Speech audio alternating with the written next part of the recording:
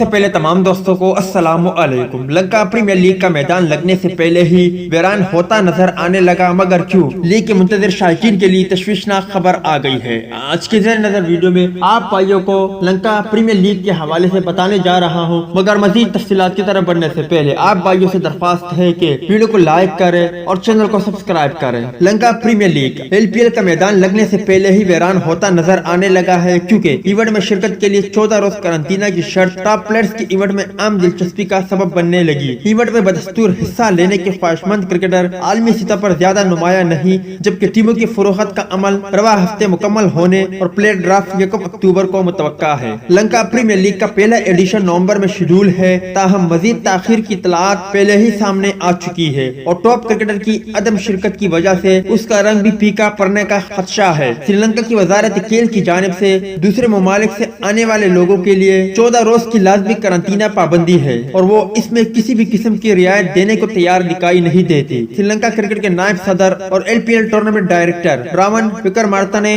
کا کہنا ہے کہ اگر وزارت کھیل اس پابندی پر بضد رہی تو پھر ٹاپ کھلاڑی ایونٹ میں شریک نہیں ہو سکیں گے۔ SLC نے ایونٹ کے لیے 150 غیر ملکی کھلاڑیوں کو شارٹ لسٹ کیا ہے، جس میں سے ڈرافٹ میں ہر فرنچائز زیادہ سے زیادہ 6 پلیئر کی خدمات حاصل کر سکے گی۔ مارتنا نے کہا کہ انڈین پریمیئر لیگ IPL کا اختتام 10 نومبر کو ہوگا، جبکہ LPL اس کے 4 روز بعد شروع ہونی ہے۔ 14 روز قرنطینہ کا مطلب یہ ہے کہ IPL سے آنے والے کھلاڑی ہمارے ٹورنامنٹ کے صرف آخری حصہ کے لیے ہی دستیاب ہو سکے گی۔ ہمارے پاس ایسے 59 کھلاڑی کی فہرست ہے جو اس کے باوجود بھی ٹورنامنٹ کھیلنے کو تیار ہے، لیکن وہ ٹاپ پلیئر نہیں ہے۔ وکرمارتنے نے مزید کہا کہ فرنچائز کی فروخت کا عمل اسی ہفتے مکمل ہو جائے گا۔ 12 پارٹیاں ٹیمیں خریدنے میں دلچسپی ظاہر کر چکی ہے، جبکہ کھلاڑیوں کا ڈرافٹ 1 اکتوبر کو شیڈول ہے۔ واضح رہے کہ سری لنکن بورڈ ذرائع واضح کر چکے ہیں کہ ٹورنامنٹ کا انعقاد آئندہ برس جنوری سے قبل ممکن نہیں لگتا، البتہ ابھی اس کا باقاعدہ اعلان نہیں ہوا۔